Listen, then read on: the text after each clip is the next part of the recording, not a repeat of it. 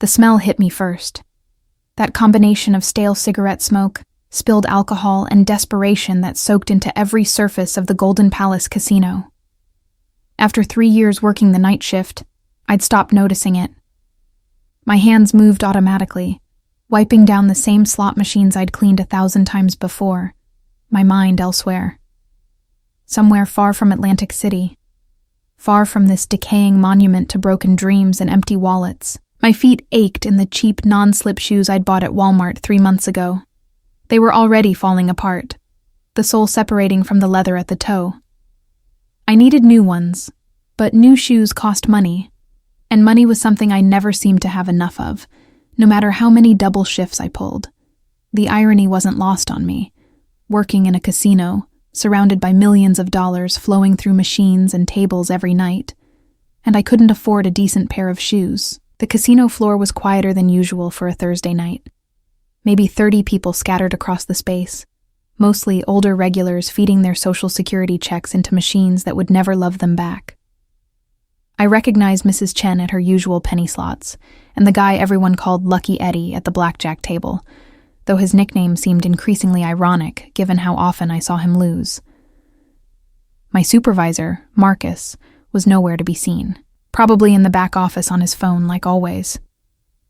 He'd learned years ago that I didn't need supervision. I showed up, did my work, kept my head down, and went home. That's all I'd been doing for 3 years, ever since I'd moved to Atlantic City with nothing but a duffel bag and a determination to start over somewhere nobody knew my story. I was wiping down the bar near the poker room when I heard it, the first gunshot. It echoed through the casino floor like a thunderclap, sharp and unmistakable.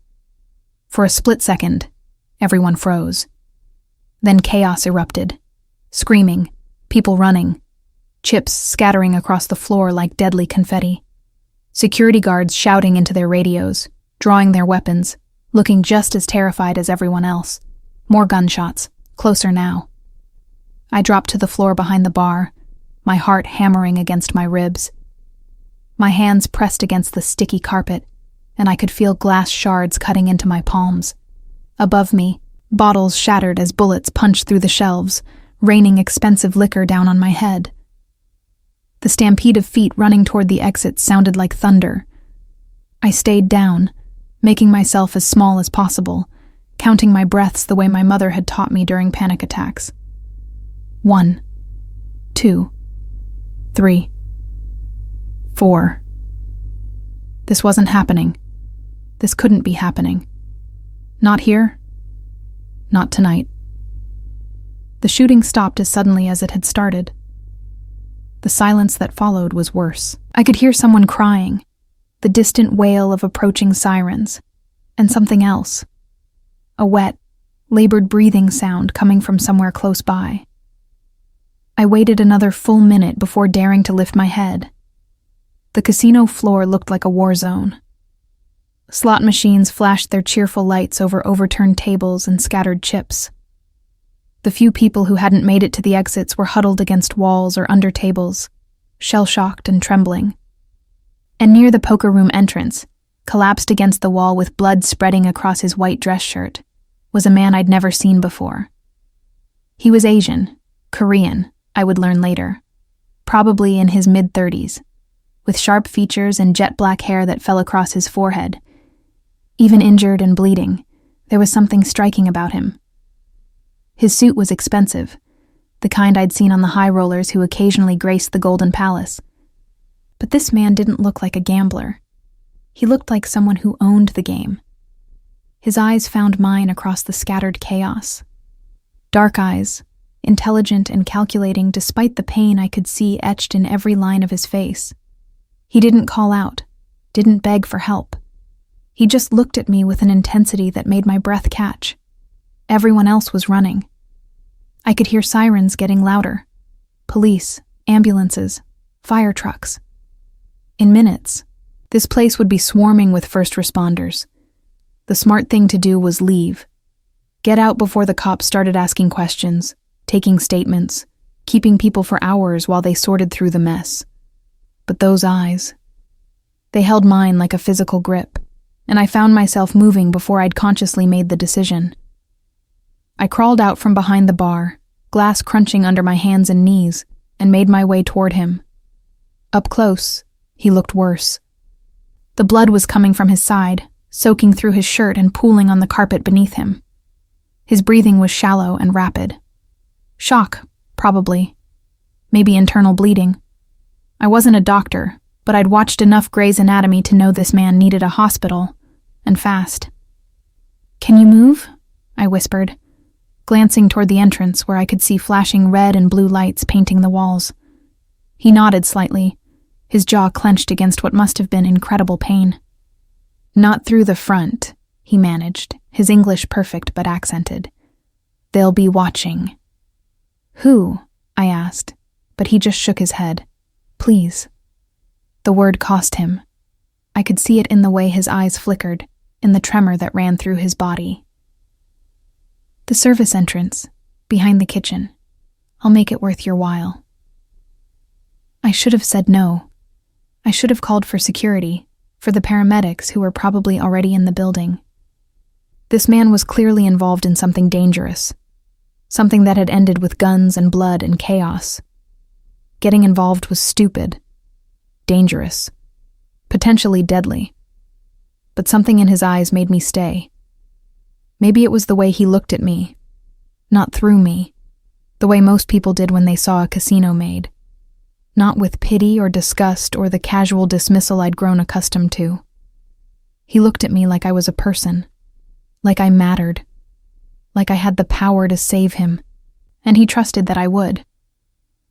Or maybe I was just tired of being invisible, tired of wiping down slot machines and cleaning bathrooms and going home to my studio apartment with nothing to show for another day except sore feet and a paycheck that barely covered rent. Maybe I wanted to matter. Just once. Maybe I wanted to be the kind of person who saves someone instead of the kind who just survives. "Put your arm around my shoulders," I said, making the decision that would change everything. "And try not to bleed on me more than necessary. This is my only work shirt." He actually smiled at that. A small, pained expression that somehow made him more human. More real. His arm came around my shoulders, heavy and warm, and I helped him to his feet. He was taller than I'd expected, broader. Solid muscle beneath the expensive suit. The kind of body that came from training, not from casual gym visits. Supporting his weight was harder than I'd anticipated. He was trying not to lean on me too heavily, but each step seemed to cost him. I could feel his blood soaking through my uniform, warm and sticky against my side. The kitchen was only 50 feet away, but it felt like miles. We moved through the chaos like ghosts. Everyone else was focused on the entrance, on the police streaming in with weapons drawn, on the paramedics setting up triage stations. Nobody looked at the maid helping an injured man toward the back of the casino. We were invisible, both of us. And for once, my invisibility felt like a superpower. The service entrance led to a narrow hallway lined with storage rooms and employee lockers. I'd been through here 1,000 times, hauling cleaning supplies and taking my breaks in the tiny employee lounge that smelled like microwaved fish and broken dreams. Now I was half carrying a bleeding stranger through the same space, and it felt surreal. Like I'd stepped out of my life and into someone else's story. "Where's your car?" he asked, as we stumbled through the back door into the loading dock area. The night air hit us like a slap, cold and sharp, carrying the salt smell of the Atlantic Ocean a few blocks away. "I don't have a car," I admitted. "I take the bus." He made a sound that might have been a laugh if he'd had the breath for it. "Of course you do." He pulled out his phone with his free hand, fingers moving across the screen with surprising precision given his condition. "Someone will be here in 3 minutes. Can you stay with me until then?" I should have said no. I should have helped him into the shadows and then disappeared back into my anonymous life. But I didn't. I helped him lean against the wall, kept my hand pressed against the wound in his side, like that might somehow keep the blood inside where it belonged, and waited. I'm Daniel, he said suddenly. Daniel Park. Maya, I replied, because it seemed rude not to. Maya Thompson. Thank you, Maya Thompson. His eyes were starting to glaze slightly, shock settling in deeper. I won't forget this. Just don't die, I said. That would really mess up my night. Another almost smile. I'll do my best. Headlights appeared at the end of the alley, a black SUV with tinted windows, moving fast but not recklessly. It pulled up beside us, and two men jumped out.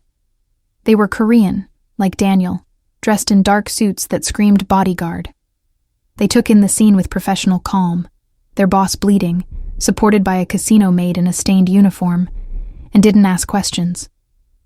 Get him to Dr. Kim, Daniel said as they helped him toward the SUV. Then, to me, what's your address? I hesitated. Giving my address to a stranger felt like crossing a line. But I'd already crossed so many lines tonight that one more hardly seemed to matter. I rattled off the address of my studio apartment in the cheapest part of Atlantic City. Someone will contact you tomorrow, Daniel said as they loaded him into the SUV, to thank you properly. Then they were gone, the SUV disappearing into the night, leaving me alone in the loading dock area with blood on my uniform and the distant sound of sirens still filling the air. I stood there for a long moment, my heart still racing, my hands shaking slightly as the adrenaline began to fade. What had I just done? Who was Daniel Park? And why did someone will contact you tomorrow sound less like a thank you and more like a promise I wasn't sure I wanted kept? I didn't sleep that night. I stood in my tiny shower until the water ran cold, watching Daniel Park's blood circle the drain in pink spirals. My uniform went straight into the trash. No amount of washing was going to get those stains out, and I couldn't risk questions at work. If anyone found out I'd helped someone escape during the shooting, there would be consequences I couldn't afford. The local news was already calling it a targeted attack at the Golden Palace Casino. 2 confirmed deaths, both security guards, 7 injuries. The casino was closed indefinitely pending investigation, which meant I was out of work until further notice. Perfect. I sat on my lumpy futon in my efficiency apartment, wrapped in the worn blanket my grandmother had crocheted 20 years ago, and tried to process what I'd done. The rational part of my brain was screaming that I'd made a terrible mistake. Daniel Park was clearly involved in something criminal. People didn't get shot at casinos by accident, and I'd helped him escape. But another part of me, the part that had been sleepwalking through 3 years of surviving instead of living, felt more awake than it had in months. I'd done something. Something that mattered. Something that wasn't just cleaning up other people's messes and going home exhausted. My phone buzzed at exactly 9:47 a.m. Unknown number. Ms. Thompson? The voice was male, professional, with a slight Korean accent. My name is James Kim. I work for Mr. Park. He asked me to check on you this morning and to extend his gratitude for your assistance last night. I gripped the phone tighter. Is he okay? He's stable. Dr. Kim was able to remove the bullet and treat his wounds. He'll make a full recovery, thanks to your quick thinking. A pause. Mr. Park would like to meet with you today to thank you properly. Would 2 p.m. work for your schedule? Every instinct told me to say no, to decline politely, change my number, and pretend last night had never happened. But I heard myself saying, where? He gave me an address in the wealthy district of Atlantic City, the kind of neighborhood where I'd never had reason to go. A car will pick you up at 1:45 p.m. Please be ready. The line went dead before I could respond. I spent the next few hours in a state of nervous energy. I tried to talk myself out of going at least a dozen times, but curiosity won out over common sense. What did Daniel Park want to thank me for? And what did properly mean? At 1:43 p.m., I was standing outside my apartment building in my only nice outfit, black pants and a cream blouse I'd bought for job interviews 3 years ago, when the black SUV pulled up. The same one from last night, I thought, though I couldn't be sure. The driver, one of the men who'd helped Daniel into the vehicle, nodded at me politely and opened the back door. The drive took 20 minutes. We wound through Atlantic City's streets, moving from my neighborhood of broken sidewalks and shuttered businesses into areas I'd only seen in tourism brochures. Manicured lawns, oceanfront properties with private beaches, houses that looked like they belonged in magazines. The SUV pulled through a gated entrance into a property that made me catch my breath. The house, no, estate, was modern glass and stone, perched on a cliff overlooking the Atlantic. Floor-to-ceiling windows reflected the afternoon sun. Manicured gardens surrounded the building, with pathways of pale stones winding between perfectly trimmed hedges and flowering plants I couldn't name. This was money. Real money. The kind that bought privacy and security, and the ability to exist in a completely different world than the one I inhabited. James Kim met me at the entrance. He was about my age, impeccably dressed in a gray suit that probably cost more than 3 months of my rent. His handshake was firm, professional. "Thank you for coming, Ms. Thompson. Mr. Park is waiting for you in his study. Please follow me." The interior of the house was even more impressive than the exterior. Minimalist, but warm, with dark wood floors and cream-colored walls displaying what looked like original artwork. Everything was pristine, perfectly arranged, speaking of wealth maintained by staff I never saw. The study was on the second floor, overlooking the ocean. Daniel Park sat in a leather armchair near the window, dressed in casual clothes, black pants and a white button-down shirt, partially unbuttoned. I could see the bandages beneath, bright white against his skin. He looked better than he had last night. Color returned to his face, though I noticed the careful way he held himself. Moving still hurt. Maya. He stood when I entered, wincing slightly at the motion. "Thank you for coming. Please sit." I took the chair across from him, my hands folded in my lap. The room smelled like leather and something expensive. Cedar, maybe, or sandalwood. The kind of scent that came from high-end candles, not the dollar store variety I bought. "How are you?" I asked, because it seemed like the right place to start. "Alive, thanks to you." His dark eyes studied me with the same intensity I remembered from last night. The bullet was lodged near my spleen. Another hour without treatment, and I would have bled out. "You saved my life."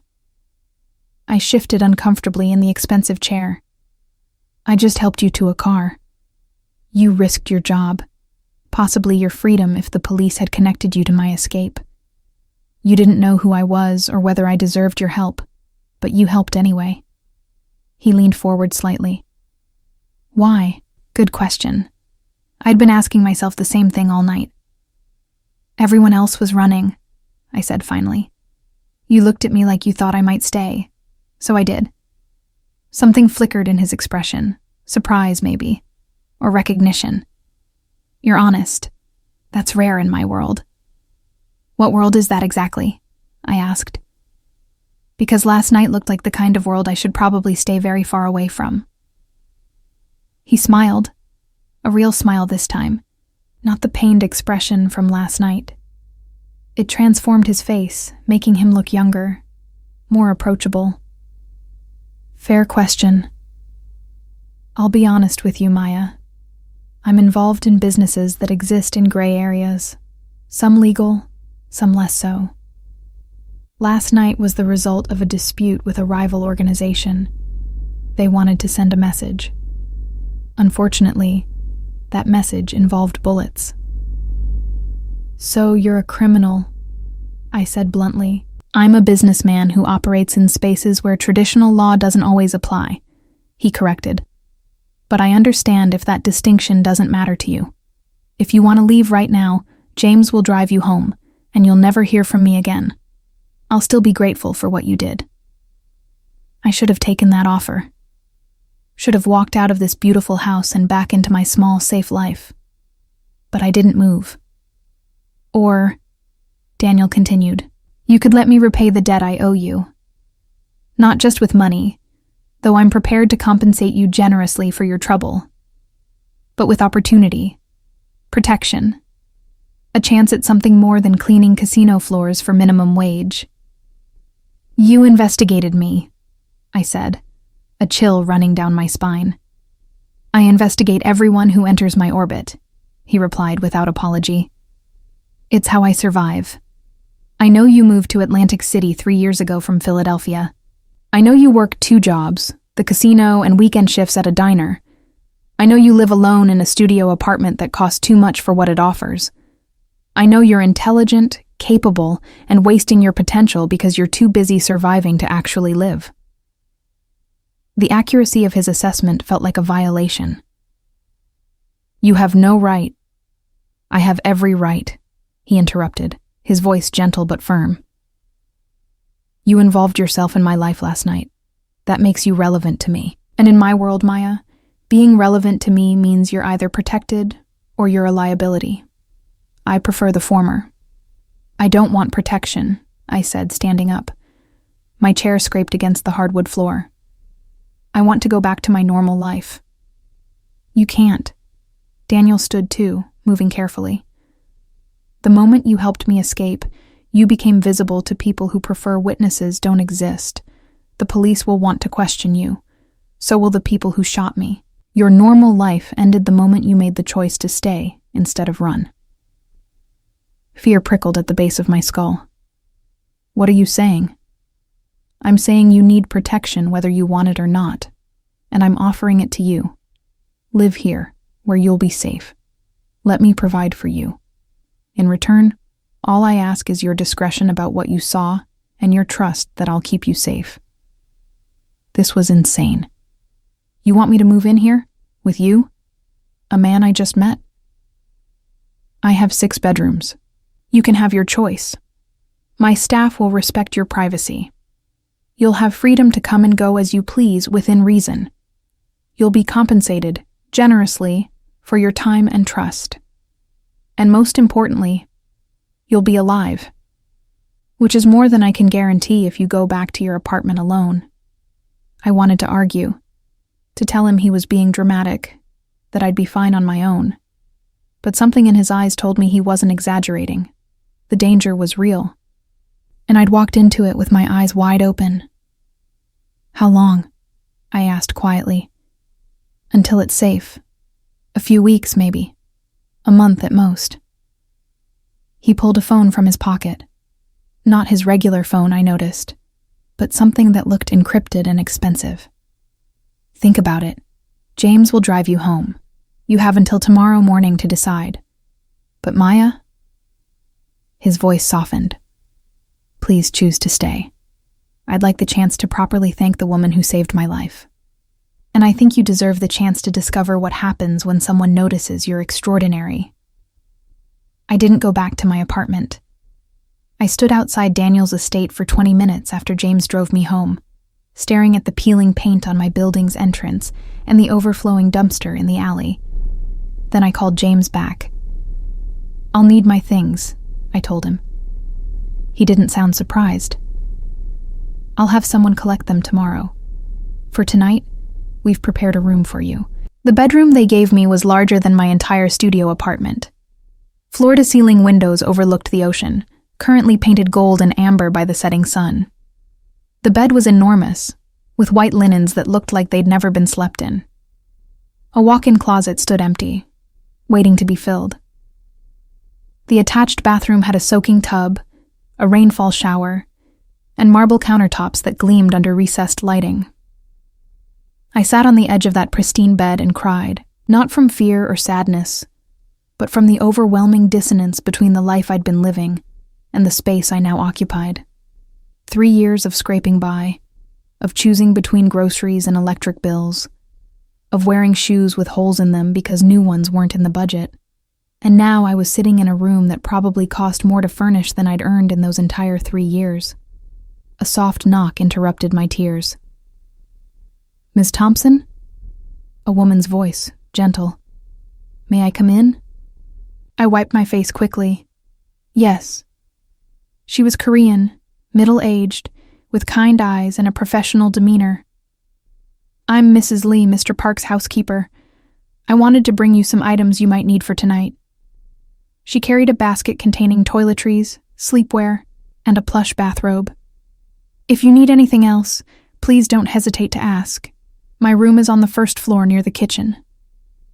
"Thank you," I managed. She set the basket on the dresser, then paused. "Mr. Park is a good man, Ms. Thompson. Better than most people understand. I hope you'll give him a chance to prove that to you." After she left, I drew a bath. The tub filled with hot water that stayed hot, unlike my apartment where the boiler only worked intermittently. I added bath salts from a jar on the counter. Lavender, real lavender, not the synthetic drugstore version, and sank into heat that felt like absolution. I must have fallen asleep in that bath because I woke to someone knocking urgently on the bedroom door. The water had gone cold. My fingers were pruned.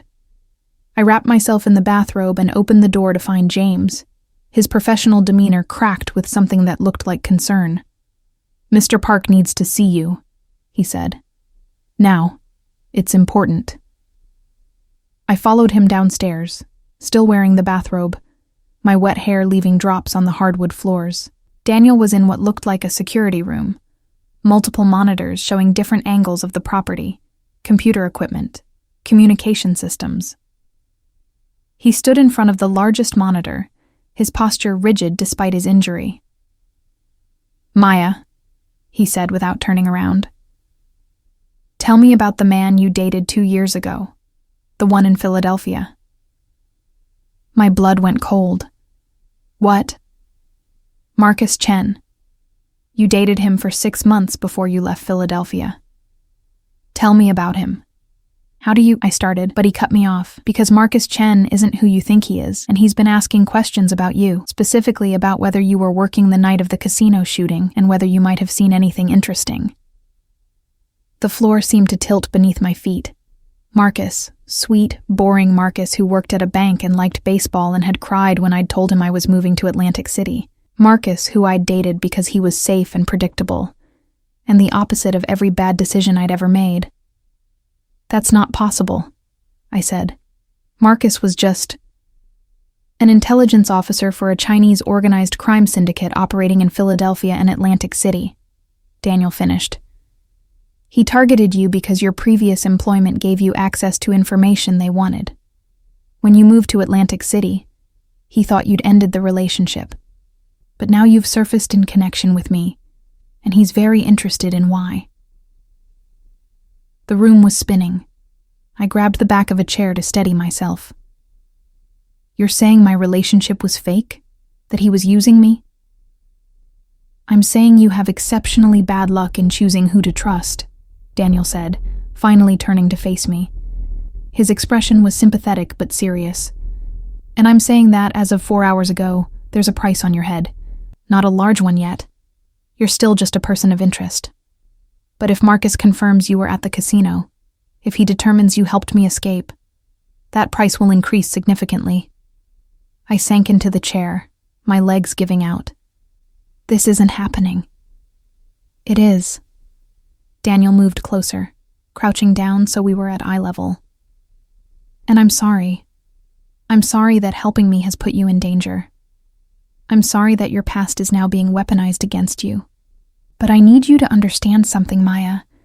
I don't make promises I can't keep. And I promised you protection. That means whatever comes next, you're not facing it alone." "Why?" The word came out broken. "Why do you care? You don't know me. I'm just some maid who—" "You're not just anything," he interrupted. "You're the woman who stayed when everyone else ran. You're someone who saw a stranger bleeding and decided his life mattered more than your safety. That kind of courage is rare, Maya, especially in my world, and I protect the people who matter to me." His hand covered mine on the chair arm. Warm, solid, real. "What do I do?" I whispered. "First, you trust me. Second, you let me teach you how to exist in this world safely. And third," he paused. something uncertain crossing his face for the first time since I'd met him. You let me be the kind of man who deserves the rescue you gave him. Over the next 3 days, I learned more about Daniel Park's world than I'd ever wanted to know.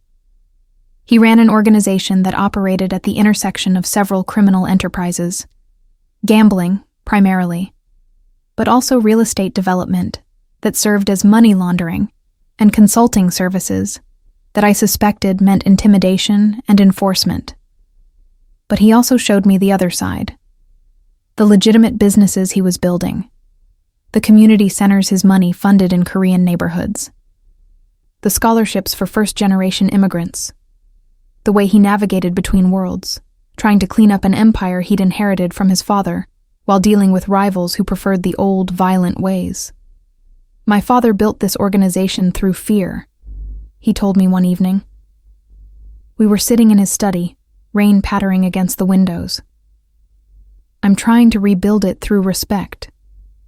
But change is slow, and there are people who'd rather see me dead than see the organization evolve.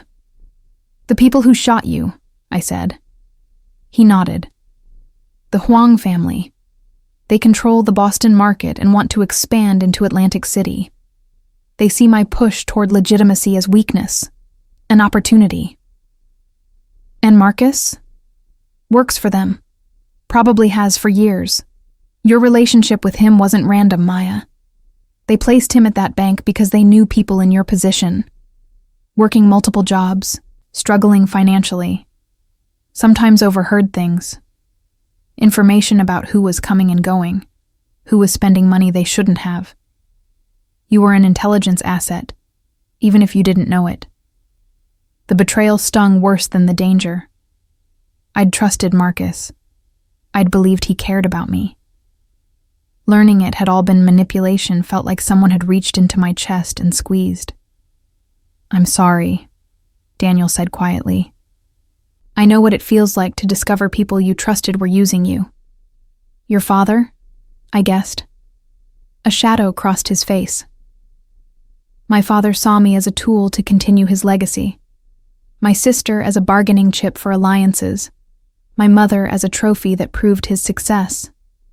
He didn't know how to love, only how to control. When he died 2 years ago, I inherited an empire built on pain. I've been trying to fix it ever since. Is that possible? I asked. Can you really make something clean out of something that started dirty? I don't know, he admitted. But I have to try. Because if I don't, if I just accept that this is how things are, then what's the point? I might as well have died in that casino. We sat in comfortable silence for a moment, the rain our only soundtrack. Then Daniel spoke again, his voice careful. I need to tell you something, and you're not going to like it. My stomach dropped. What? Your apartment was broken into yesterday. Professional job. No signs of forced entry. Nothing obviously stolen. But they went through everything. Your laptop, your papers, your personal items. They were looking for information about me, about what you might have seen or heard. Fear spiked through me. Marcus. Probably. Or someone working for him. Daniel's jaw tightened. Which means you can't go back there. Not until this is resolved. And Maya? It's going to take longer than a month to resolve. How long? I don't know. The Huang family won't stop coming after me until they're sure I'm not a threat. And now that you're associated with me, you're part of that equation. He moved closer, his expression intense. I'm not going to lie to you and say this is temporary. Being in my orbit has changed your life permanently, but I can promise that I'll do everything in my power to keep you safe. I didn't ask for this, I said, anger and fear warring in my chest. I know. And if I could undo it, if I could go back and get shot somewhere else so you never got involved, I would. But I can't. So all I can do is make sure the life you have now, the one you didn't choose, is better than the one you left behind. He pulled out an envelope and handed it to me. Inside was a bank card with my name on it. This account has $100,000 in it. It's yours. Call it compensation for 3 years of wages you should have been paid if the world was fair. Call it payment for saving my life. Call it whatever you want. But it's yours. No strings attached. If you want to leave tomorrow and start over somewhere else, you can. I stared at the card, my hands shaking. $100,000. I'd never seen that much money in my life. It represented years of security, the ability to go anywhere, do anything. But, Daniel continued, if you choose to stay, I'd like to offer you something else. A position in my organization. Not as a maid or an assistant, but as someone I trust. Someone who can move between worlds the way I need to. Someone who sees me as human instead of as a useful connection. What would I be doing? I asked carefully. Learning, training, becoming someone who can protect themselves and others. My world isn't safe, Maya, but it can be navigated with the right skills and knowledge. Let me teach you. Let me show you how to exist in spaces where survival requires more than just keeping your head down. Why me? His expression softened. Because you're exactly what this organization needs. Someone who hasn't been corrupted yet. Someone who still believes in right and wrong, even in gray spaces. Someone who chose compassion over self-preservation when it mattered most. He paused. And because in 3 days, you've challenged me more than anyone has in years. You don't fear me. You don't worship me. You just see me. And that's... He stopped, something vulnerable flashing across his face. That's rare. I looked at the card in my hands, then at Daniel. At this man who was offering me money, protection, purpose. A man I barely knew but who seemed to know me better than people I'd spent years with. It was insane, dangerous, everything I should run from. I'll stay, I heard myself say. But I have conditions. His eyebrows rose. I'm listening. First, no lies. I don't care how ugly the truth is. I'd rather know what I'm dealing with than be protected by ignorance. Second, I want to understand everything. Your business, your organization, the threats we're facing. No keeping me in the dark for my own good. And third, I met his eyes directly. You teach me how to protect myself. I'm tired of being someone who needs saving. I want to be someone who can fight back. Daniel smiled. That genuine smile that transformed his face. Deal, on one condition of my own. What? You eat dinner with me every night. No phones, no business talk. Just 2 people sharing a meal. I've been eating alone for 2 years, Maya. I'd like to remember what it feels like to have someone to talk to. Someone who isn't afraid to tell me when I'm being an idiot.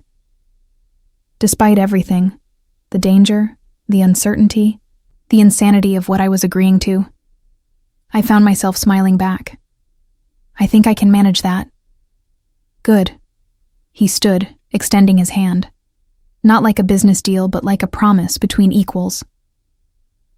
Welcome to my world, Maya Thompson. I'll do everything I can to make sure you survive it. I took his hand, feeling the warmth of his skin against mine. And I'll do everything I can to make sure you don't regret saving you. I already don't, he said softly. And something tells me I never will. The first lesson came at dawn. I woke to James knocking on my door, informing me that Mr. Park expected me in the gym in 20 minutes. I stumbled downstairs still half asleep, wearing the workout clothes that had mysteriously appeared in my closet overnight, to find Daniel already there. The gym took up half of the basement level. Weights, cardio equipment, a boxing ring, and a large mat area. Daniel stood in the center, wearing athletic pants and a compression shirt that revealed exactly how fit he was, despite the bandage still visible on his side. He wasn't bulky like a bodybuilder, but carved with the kind of muscle that came from functional training. The kind designed for actual combat, not aesthetics. Self-defense first, he said by way of greeting. Before you can understand my world, you need to know you can survive it physically. For the next 2 hours, he taught me basics: how to stand, how to move, where to hit to cause maximum damage. He was patient, but demanding, correcting my form, making me repeat movements until they became muscle memory. And he was careful with me in a way that made something warm bloom in my chest. Never pushing too hard, always checking if I needed to stop, treating my learning like something that mattered. "Good," he said, after I'd successfully broken free from a hold for the 10th time. "You're a natural. Most people freeze when grabbed. You fight immediately. That instinct will keep you alive." "I had a lot of practice growing up," I said, catching my breath. 3 older brothers who thought I was their personal punching bag. Something dark flashed in his expression. "They hurt you?" "They tried. I learned to hurt them back." I demonstrated a move my oldest brother had taught me after the other 2 had given me a black eye, a quick strike to the throat, followed by a knee to the groin. By the time I was 12, they'd learned to leave me alone. Daniel nodded approvingly. "Good. That anger, that refusal to be a victim. Hold on to that. It's what's going to make you dangerous." After training, I showered in the luxury bathroom attached to my bedroom, marveling again at the difference between this life and the one I'd left behind. No more lukewarm water. No more mold in the corners. No more wondering if the ceiling was going to cave in. Breakfast was waiting for me in the dining room, a spread that looked like something from a restaurant. Fresh fruit, pastries, eggs cooked to perfection, coffee that actually tasted like coffee instead of the bitter instant stuff I'd been drinking for 3 years. Daniel joined me, freshly showered and dressed in casual clothes that probably cost more than my last car. "How are you feeling?" he asked, pouring coffee for both of us. "Sore, confused, like I'm living in someone else's life." "You are, in a way. The life you should have had if the world was fair." He added cream to my coffee without asking, somehow already knowing how I took it. "I want to show you something today. Part of understanding my world means seeing all of it, not just the comfortable parts." After breakfast, we took the SUV, James driving, Daniel beside me in the back seat. We drove for 40 minutes, moving from the wealthy coastal areas into neighborhoods that looked more familiar. Rundown buildings, boarded-up storefronts, people on corners who watched our expensive vehicle with expressions that ranged from hopeful to hostile. We stopped at what looked like an abandoned warehouse. Daniel helped me out of the car, his hand on the small of my back guiding me toward a side entrance. Inside, the space had been converted into something unexpected, a community center, bustling with activity. Kids were doing homework at tables. Teenagers played basketball on an indoor court. Adults attended what looked like job training classes in partitioned areas. "This is one of 7 centers we fund," Daniel explained as we walked through. "My father bought these buildings for money laundering, but I repurposed them. GED classes, job placement, after-school programs, English lessons for immigrants, all free." "You're a drug dealer who funds community centers?" I asked, unable to hide my confusion. "I'm trying to be better than what I inherited. My father's money came from exploitation, gambling addictions, loan sharking, protection rackets. I can't undo that, but I can use what's left to create something that helps instead of harms." He stopped in front of a classroom where a woman was teaching a group of older adults. "Mrs. Kim used to work in one of my father's brothels. Now she teaches Korean cuisine classes here and runs a catering business. Mr. Lee over there," he pointed to an older man helping kids with math, "was a loan shark enforcer for 20 years. Now he mentors at-risk youth." "You gave them second chances," I said quietly. "I gave them the choice to be something other than what my father made them. Some took it, some didn't, but offering the choice matters." We spent 3 hours at that center. Daniel knew everyone by name, asked about their families, listened to their concerns with genuine attention, and they responded to him with respect that felt earned, not bought. These people didn't fear him. They trusted him. "This is why the Huang family wants you dead," I said as we drove back. "You're proving their way isn't the only way." "Exactly. If I succeed in building legitimate operations, in showing that organized crime can evolve into something that serves communities instead of destroying them, it threatens every organization that profits from misery. I'm dangerous to them because I represent change they can't control. And I'm dangerous to them because I'm important to you," I said, understanding clicking into place. Daniel's hand found mine on the seat between us. "Yes, and I'm sorry for that, but I'm not sorry you're here. Is that selfish?" "Probably," I admitted, "but I'm not sorry I'm here either, which is maybe equally selfish." That evening we had our first dinner together. Not in the formal dining room, but in the kitchen, sitting at the island while Mrs. Lee prepared a simple meal of Korean stew and rice. It felt domestic, normal. Two people sharing food and conversation like friends instead of whatever complicated thing we were becoming. "Tell me about Philadelphia," Daniel said, "before Atlantic City, before you were running from something." I hesitated, then decided to honor our agreement. No lies. I was teaching art at an underfunded elementary school, low pay but fulfilling. I thought I was building something, making a difference. Then the school lost funding and I lost my job. Around the same time, my mother got sick. Cancer. The bills were devastating. I worked 3 jobs trying to keep up, but it wasn't enough. When she died, I had nothing left. No job, no savings, no reason to stay. So I left. And Marcus? I met him a year before I moved. He seemed nice, stable. He helped with Mom's bills sometimes, which I thought meant he cared. Now I know he was investing in an asset. The bitterness in my voice surprised me. Daniel's hand covered mine. Using someone's grief to manipulate them is one of the cruelest things a person can do. If I could make him hurt for that, I would. "You probably could," I said, looking at him. "That's the thing that scares me most about you. You have the power to hurt people, to ruin them, to make them disappear. And part of me is terrified that if I make you angry, I won't." His grip on my hand tightened. "Maya, I need you to understand something. Yes, I'm capable of violence. Yes, I've done things I'm not proud of to survive in this world.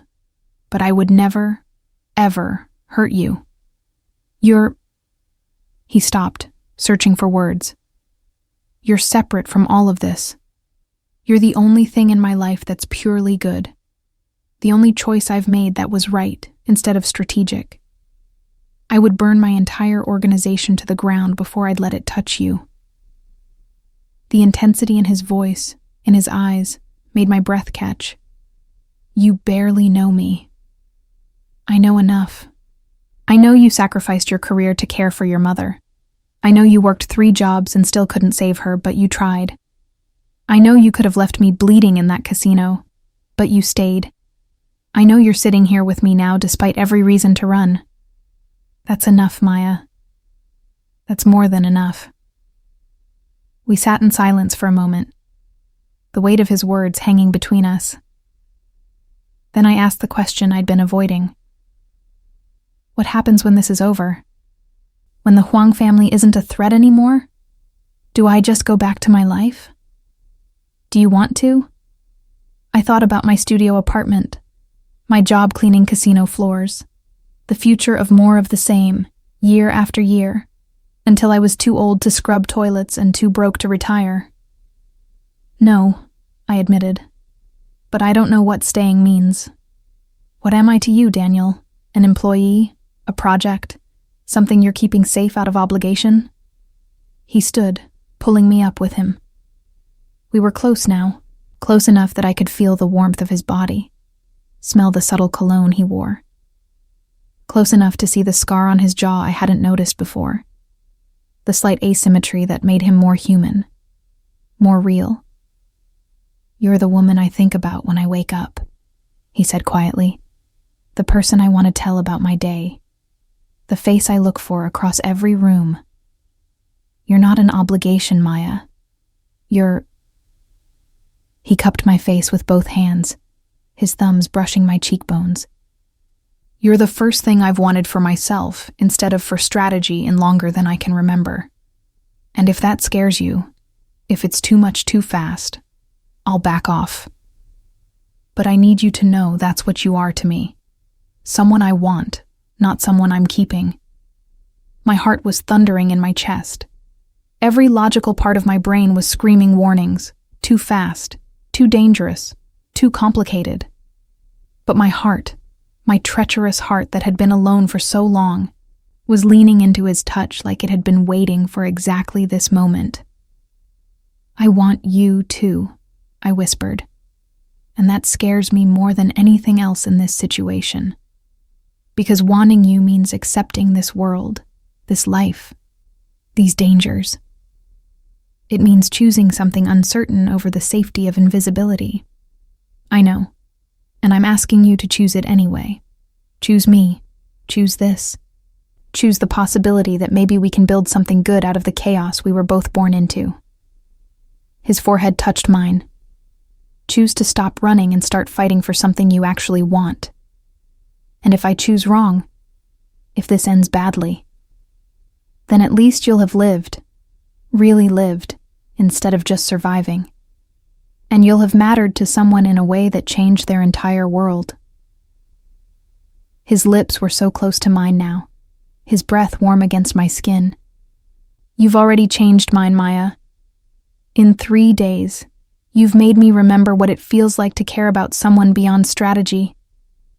To want to protect someone not because they're useful, but because their happiness matters more than my own." I closed the distance between us, pressing my lips to his. The kiss was gentle at first, tentative, like we were both afraid of breaking something fragile. But then his arms came around me, pulling me closer, and gentle became urgent, became necessary, became the only real thing in a world of beautiful lies.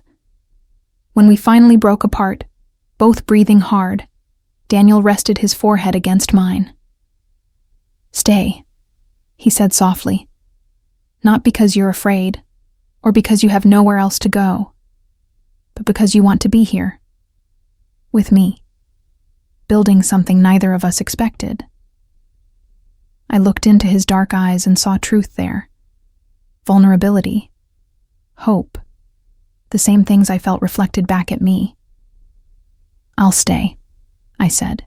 "But Daniel, don't make me regret it. Don't turn into someone who treats me like a beautiful thing to keep safe instead of a partner to stand beside." "I wouldn't dare," he said, pulling me close again. "You'd probably kill me, and honestly, I'd deserve it." I laughed against his chest, feeling his heartbeat steady and strong beneath my ear. "Probably." We stood like that for a long time, holding each other in his kitchen while Mrs. Lee pretended not to notice, and the world outside continued its dangerous dance. And for the first time in 3 years, I felt like I was exactly where I was supposed to be, even if that place was more terrifying and uncertain than anything I'd ever imagined. Training became my new routine. Every morning at dawn, Daniel pushed me through combat drills, weapon safety, situational awareness exercises. He taught me to shoot, first at targets, then at human-shaped silhouettes, desensitizing me to the reality that someday I might need to aim at something that breathed. He showed me how to move through crowds without being noticed, how to identify threats before they materialized, how to survive in a world that wanted to devour people like me. But it wasn't just physical training. In the afternoons, he educated me on the structure of organized crime in the Northeast. I learned about the Huang family's operations, their gambling empire, their human trafficking networks, their political connections that made them nearly untouchable.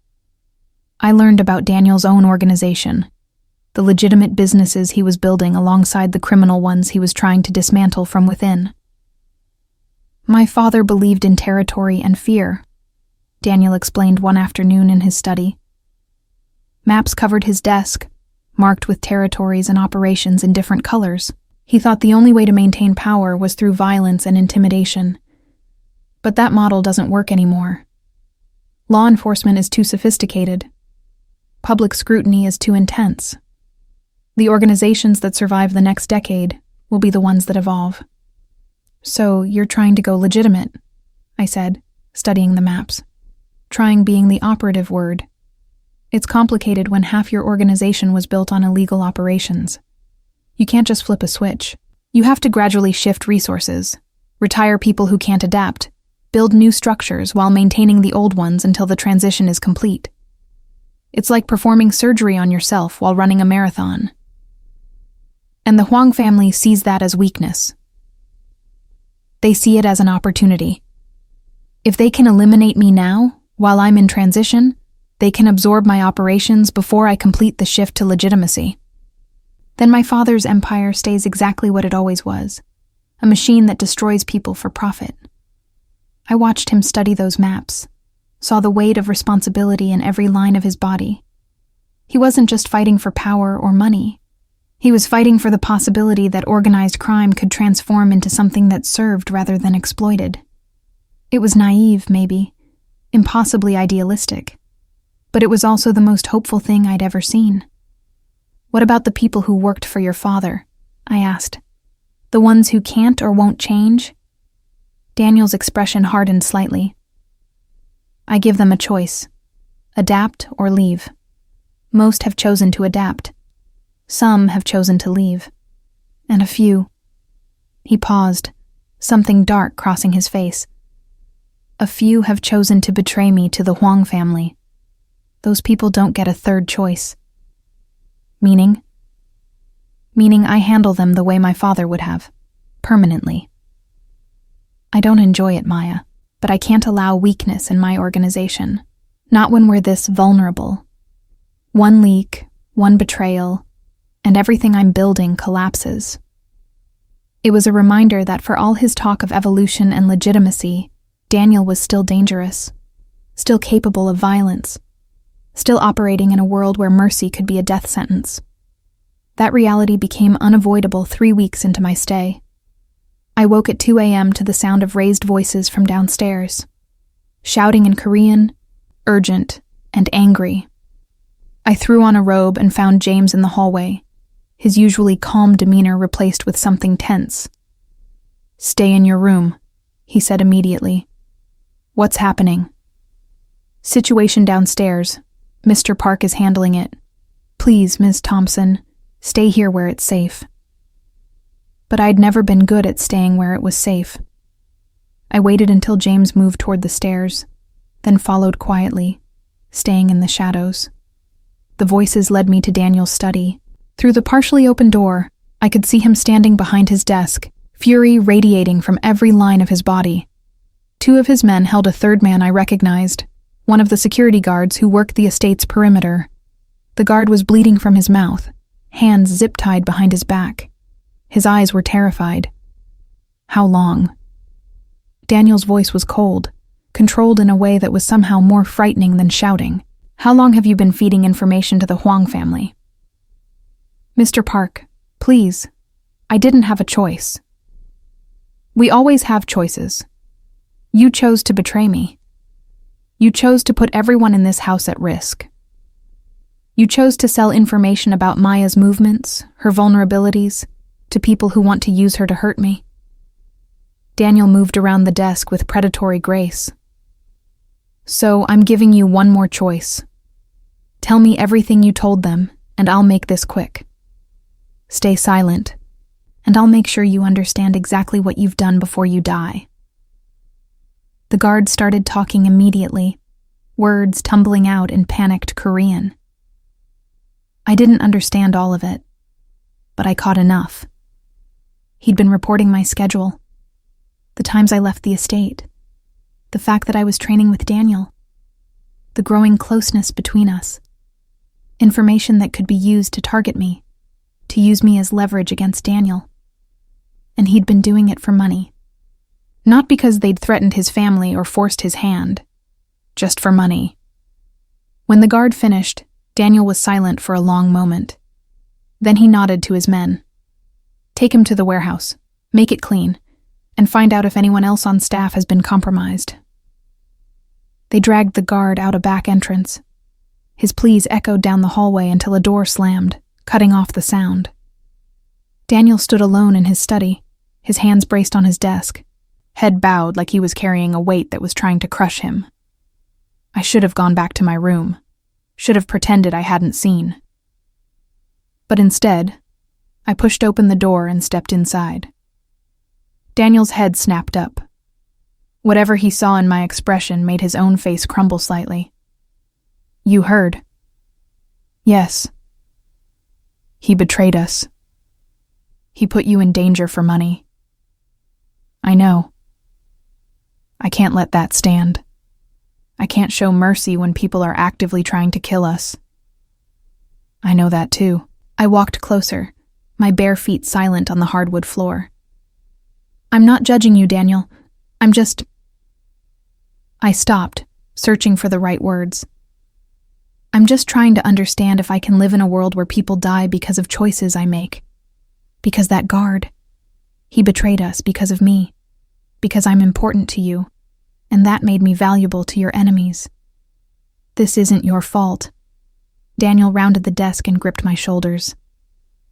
Maya, listen to me. None of this is your fault. You didn't ask to be in this situation. You didn't ask to matter to me. But you do. And that means people will try to use you against me. That's not your burden to carry. But I do carry it.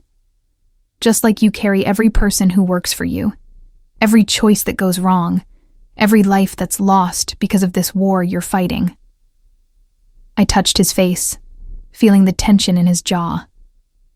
We're carrying it together now. That's what staying means, isn't it? Accepting that the weight of this world is ours to bear. Something in his expression cracked. He pulled me into his arms, holding me with an intensity that took my breath away. I don't want this for you. I want you to have a normal life, a safe life, a life where you don't have to think about betrayal and violence and people dying because they made the wrong choice. That life never existed for me. Even before you, I was just surviving, not living. At least now I'm fighting for something that matters.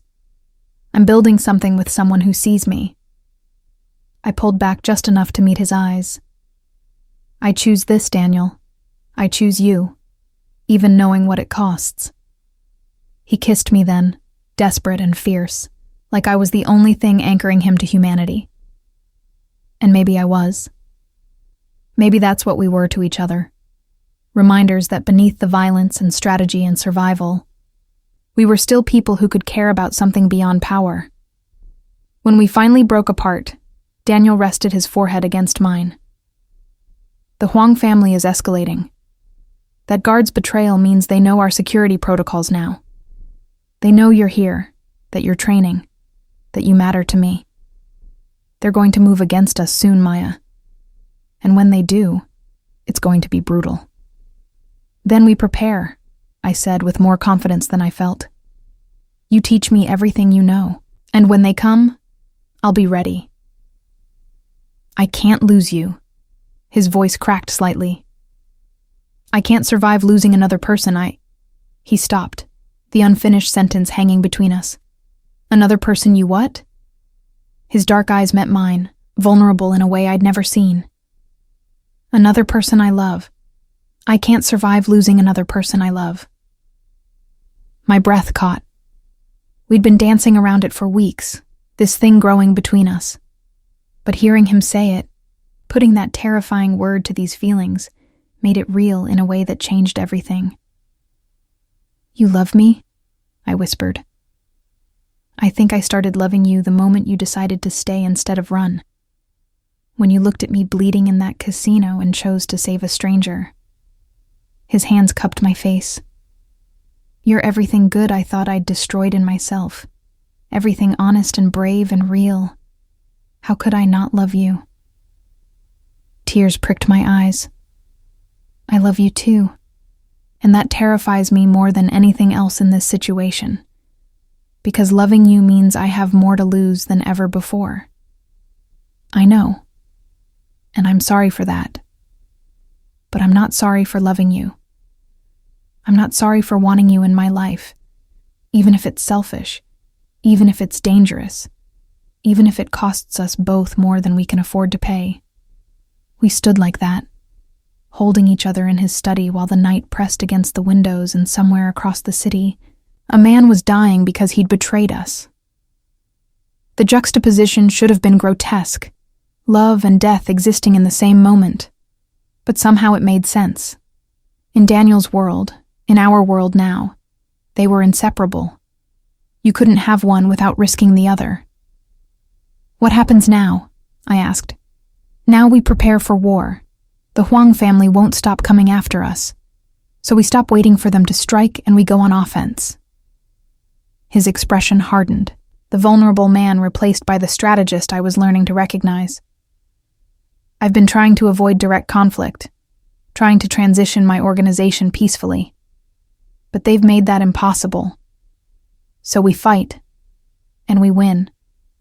Because losing isn't an option anymore. Because of me. Because of us. Because we're building something worth protecting. Because for the first time in my life, I have something that matters more than power or territory or legacy. He kissed my forehead gently.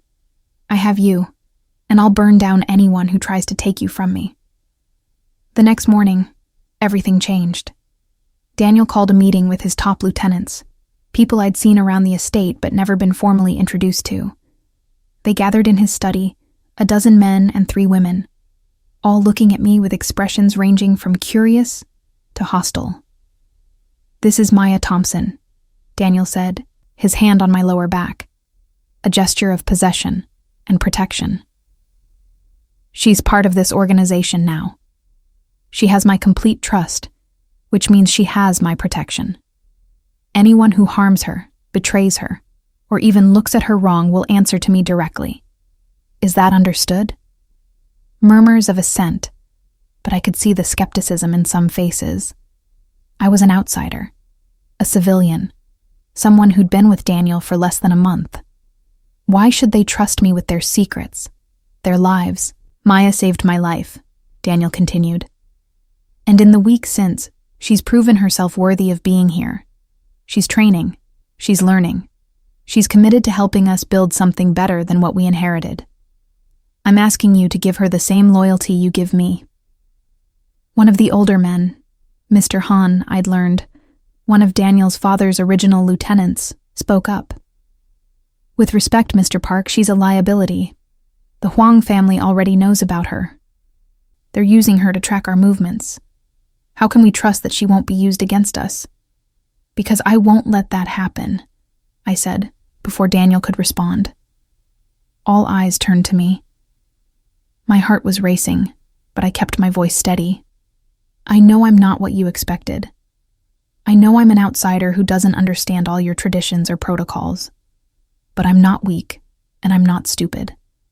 I'm learning everything Daniel teaches me, and I'm committed to protecting this organization because it's trying to be something better, something that serves people instead of exploiting them.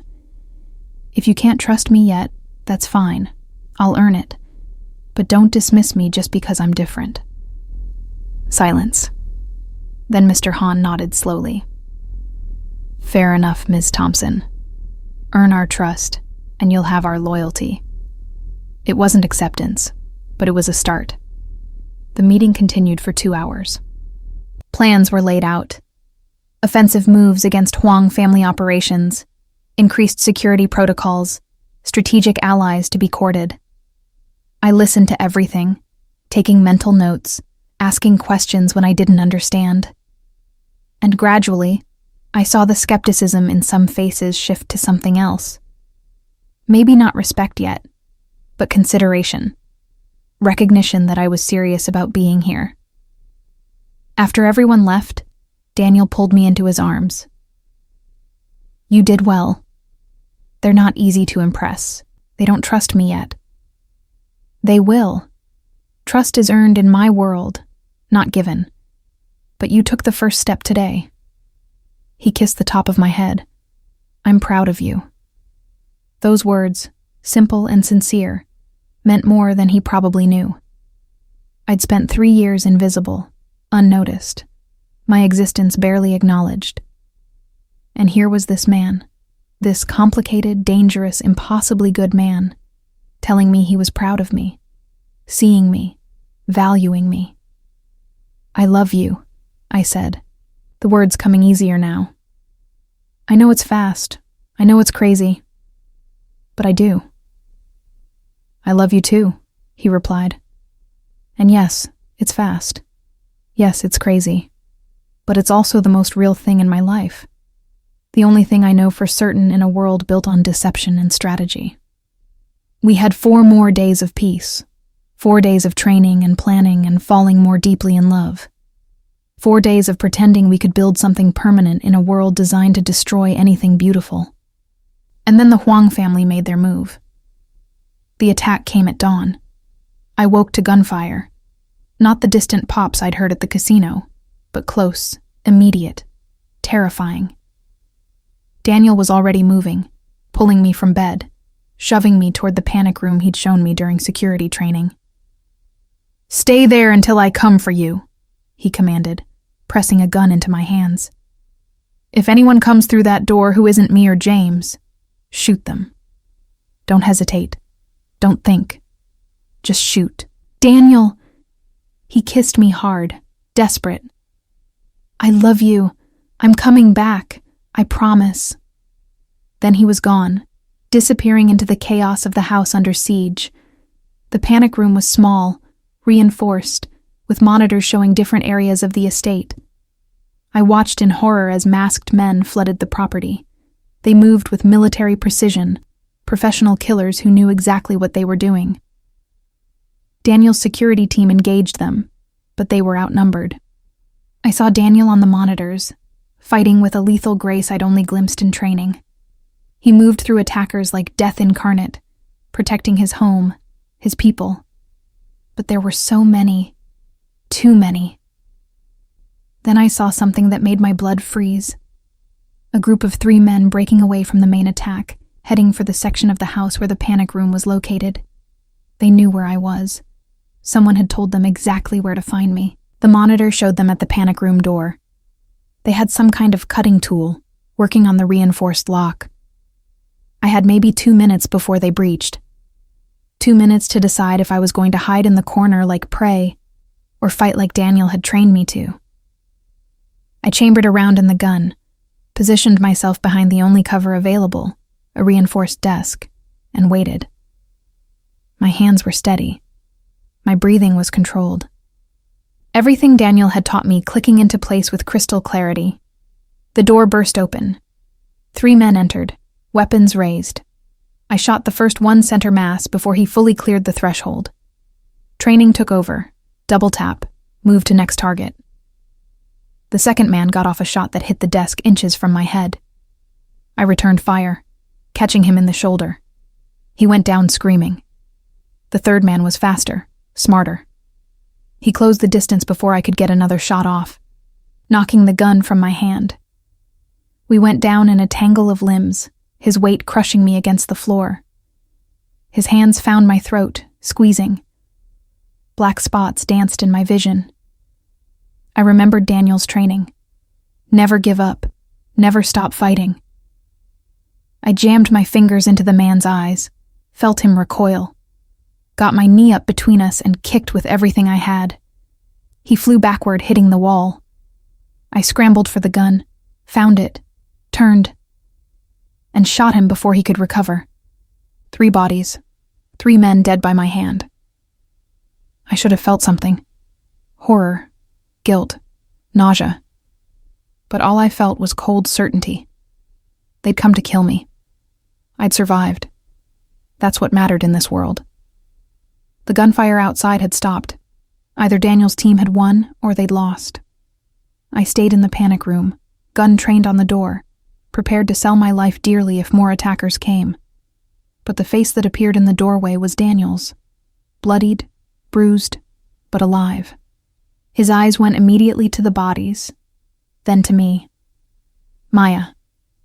"I'm okay," I said, lowering the gun with shaking hands. "I'm okay." He crossed the room in 3 strides and pulled me into his arms. I could feel him trembling, or maybe that was me. Maybe it was both of us, holding each other in a room that smelled like blood and gunpowder, survivors of something that could have ended so differently. "You killed them," he said. Not a question, but an acknowledgement. "They were going to kill me. I did what you taught me." He pulled back to look at my face, his hands cupping my cheeks. "I'm so sorry. I'm so sorry you had to—" "Don't," I interrupted. "Don't apologize for teaching me to survive. Those men came here to murder us. They failed. That's what matters." Something shifted in his expression. Recognition, maybe, that I'd truly crossed the threshold into his world. I wasn't an outsider playing at danger anymore. I'd killed to survive. I'd proven I belonged in this violent, complicated space we shared. "Is it over?" I asked. "For now. We captured 2 of them alive. They're being interrogated." His jaw tightened. "The Huang family sent 20 men, Maya. 20 trained killers just to attack my home. This was a message." "What message?" "That they're done playing, done waiting for me to complete my transition to legitimacy. They want me dead, and my organization destroyed, and they're willing to do whatever it takes to make that happen." We emerged from the panic room to find the estate in shambles.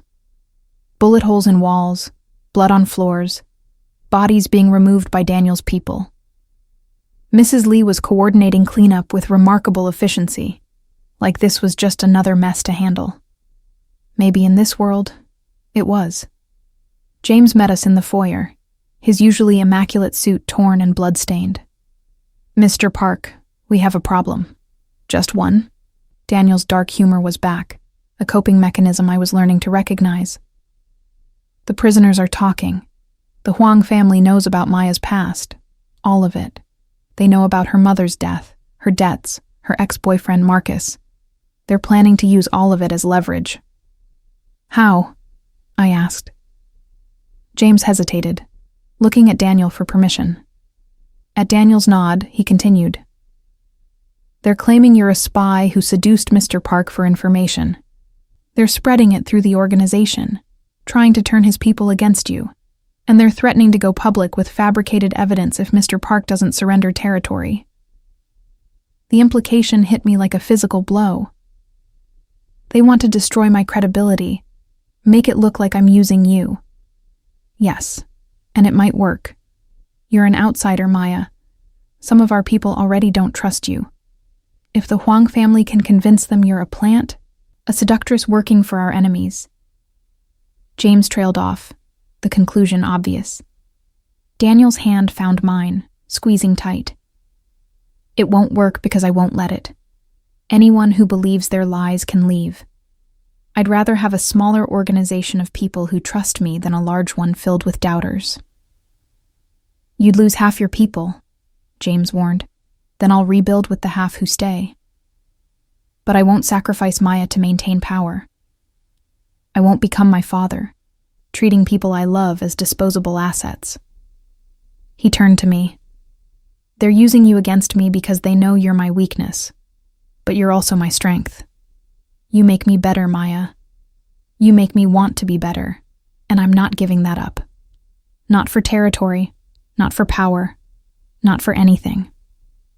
Over the next 2 days, Daniel proved his words. When lieutenants came to him with concerns about me, he shut them down immediately. When rumors spread about my supposed betrayal, he addressed the entire organization in a meeting that left no room for doubt about his position. "Maya Thompson saved my life," he told the assembled group. "She's killed for this organization, bled for it, proven her loyalty in ways most of you haven't had to.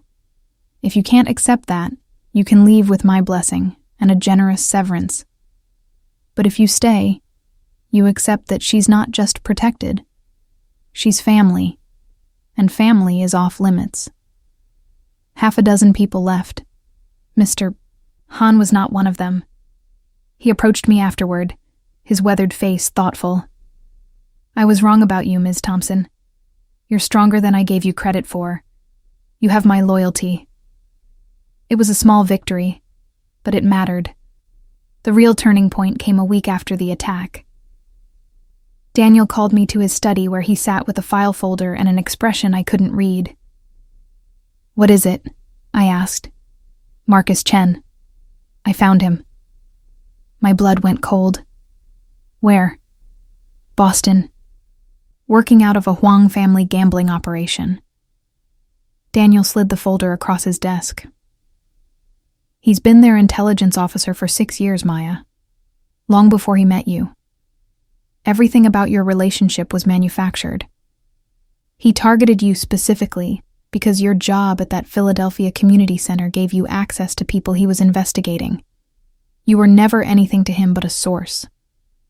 The confirmation hurt more than I'd expected. Even knowing the truth, having it laid out in black and white made it real in a painful way. "What are you going to do?" "That's not my decision. It's yours." Daniel's eyes met mine. "He used you, manipulated you, used your mother's illness as leverage. In my world, that deserves punishment. But you're the one he hurt. So you decide. What do you want me to do with Marcus Chen?" I looked at that folder, at the evidence of my own naive trust, at the documented proof that someone I'd cared about had seen me as nothing but a tool. And I thought about the woman I'd been then, exhausted, grieving, desperate for someone to care. The woman who would have believed any kindness was real, because she needed it to be. I wasn't that woman anymore. "I want to talk to him," I said, face to face. "I want him to see that I survived his manipulation, that I'm not broken." And then I paused, feeling the weight of what I was about to say. "Then I want you to make sure he can never do this to anyone else, whatever that means." Daniel's expression softened. "You're sure?" "I'm sure. He used my grief as a weapon. He exploited my mother's death for intelligence. People like that don't change, Daniel. They just find new victims." I met his eyes. "I'm not asking you to kill him, but I am asking you to make sure he understands what he took from me, and what it costs to hurt people in your organization." "Our organization," Daniel corrected gently. "You're part of this now, Maya. Equal partner in everything we build." They brought Marcus to a warehouse 2 days later. He was bound to a chair, looking terrified and confused. When he saw me walk in beside Daniel, recognition and calculation flashed across his face in quick succession. "Maya," he said, his voice the same gentle tone I remembered. "Thank God. These people have me confused with someone else. Please, you have to tell them." "I know exactly who you are," I interrupted. "Intelligence officer for the Huang family. Professional manipulator. The man who targeted me because I worked at a community center that happened to serve people you were investigating."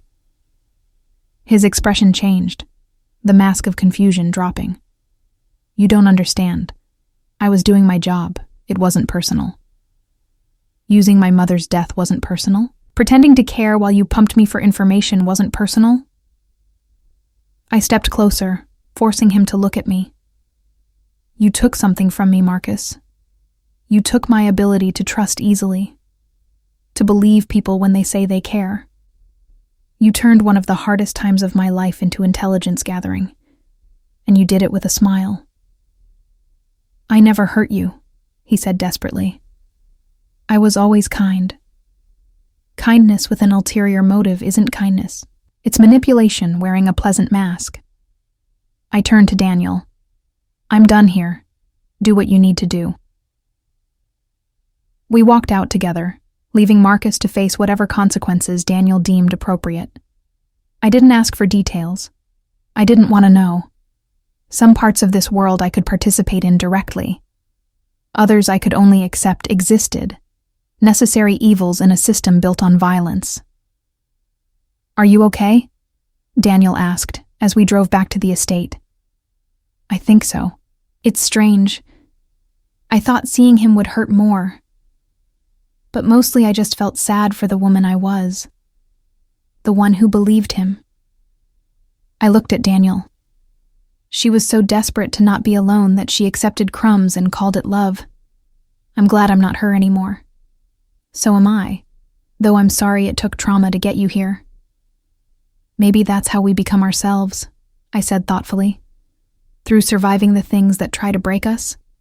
You survived your father's attempts to make you into something you weren't. I survived loss and manipulation. And now we're here, building something neither of us could have built alone." Daniel's hand found mine. "I love you. And I know that declaration comes with complications. It comes with danger and difficult choices, and a world that will always be more gray than black and white. But it also comes with loyalty that won't waver, with someone who sees you completely and chooses you anyway. Is that enough?" I thought about the life I'd left behind.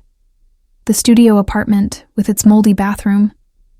The casino job where I was invisible. The future of more of the same until I was too old and tired to keep going. And I thought about this life.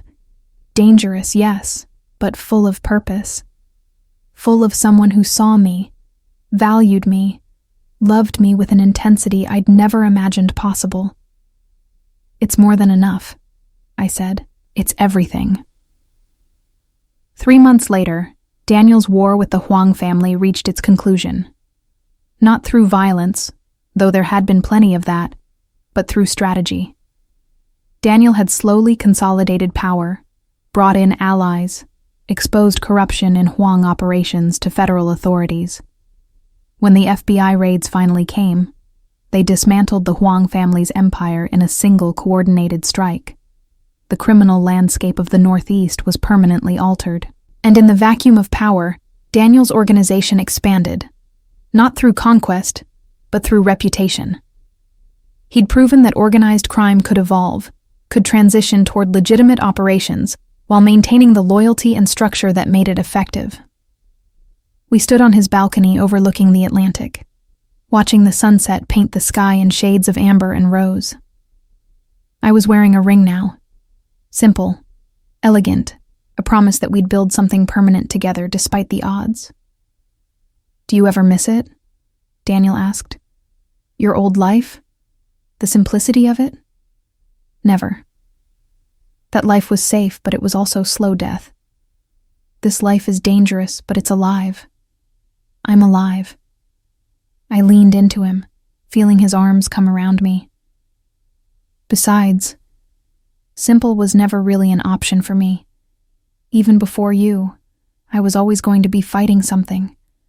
Poverty, racism, the systems designed to keep people like me invisible. At least now I'm fighting with someone beside me. Someone who makes me stronger instead of smaller. "You were always strong," he corrected. "You just needed space to show it." "We make each other stronger," I said. "That's the point of this, isn't it? Not one person saving the other, but both of us becoming more than we could be alone." He kissed the top of my head, and we stood there watching the sun disappear into the ocean. Behind us was the estate. Home now, truly, filled with people who'd become family. Ahead of us was uncertainty, because in this world, stability was always temporary. But we'd face it together. The black maid who rescued the Korean Mafia leader while everyone abandoned the casino had become so much more. I was a partner, a fighter, a woman who'd learned to navigate darkness without losing her light. And Daniel was no longer just a criminal heir trying to redeem his father's legacy. He was a man building something new, something better, with someone who believed in him. We'd both been rescued in the end. Not from danger or violence or the complications of the world we inhabited, but from loneliness, from the belief that we had to survive everything alone, from the fear that love wasn't possible in spaces built on power and strategy. "I love you," I said into the growing darkness. "I love you too," he replied, "always." And in that moment, on that balcony overlooking an ocean that held all our secrets, I knew we'd be okay. Not safe. We'd never be truly safe in this life we'd chosen. But okay. Together. Building something worth fighting for in a world that tried to break people like us. We'd survived, and now we'd live.